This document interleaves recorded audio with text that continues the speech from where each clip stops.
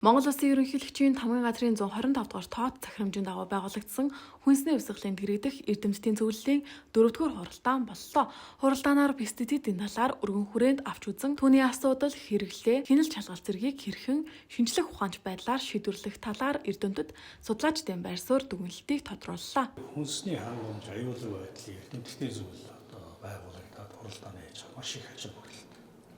За миний ялангуяа өнөөдрийн хэлцэж байгаа энэ пестицидийн хяналт, за тэрнээс урьдчилан сэргийлэх, ард иргэдийн мэдлэг, за бидэнд ер нь пестицидийн хяналтыг тогтоох тогтолцоо байна уу?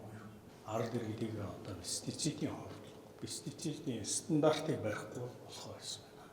Одоо энэ цаг мөчид бид бол энийг тогтолцоог бүрдүүлэх хэрэгтэй. Өнөөдөр яригдж байгаа энэ пестицидийн асуудлыг тусны хуралдаанд яг энэ туслан шийдвэр гаргах, зөвлөмж гаргуулаад зөвлөмжийн араас шийдвэр гаргаад эрхцэн орчин одоо бүтэц зохион байгуулалтаар цаадах санхүүжилтийн асуудлыг шийдээд ингээд энийг цаашаа ажиллагаа явуучих юм бол манай эрдэмтдийн зөвлөлийг бас хийсэн томоохон ажил нэг болох гэдэг. Хүнсний аюулгүй байдлын нэг чухал хүчин зүйл болох химийн бодис, хорт бодис, пестицидийн үлдэгдлээс үүссэн өвчний тохиолдол олон гарч байна.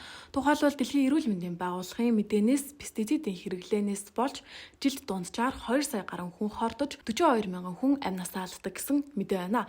Иймд эрдэмтэн судлаачид уг асуудлыг наривчлан авч үзэж энэ дагуу зөвлөмж гарган ажиллаж олон арга хэмжээг авч хэрэгжүүлнэ гэлээ.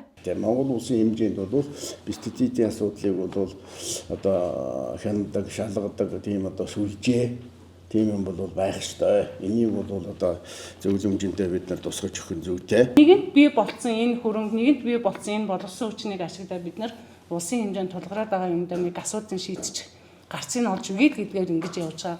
Манай зөвлөл шийддэг энэ чинь эрдэмтдийн дуу хоолойг сонсдгийн хувьд шийдэж өгөх гарц гаргалгааг бид нар бас хамтдаа явуулах хэрэгтэй. Бид нар мянган үзүүлэлт дэлхийн хэмжээнд байгаа энэ пестицидийн үлдэгдлийг бүгдийг үүсгэхийн тулд хичнээн хэмжээний танарт багаж төхөөрөмж хэрэгтэй байна. Жид бид нар бүрэн хэмжээнд шинжилж чадж байна гэдэг магадлалаа баталгаажуулж хэлэх ёстой.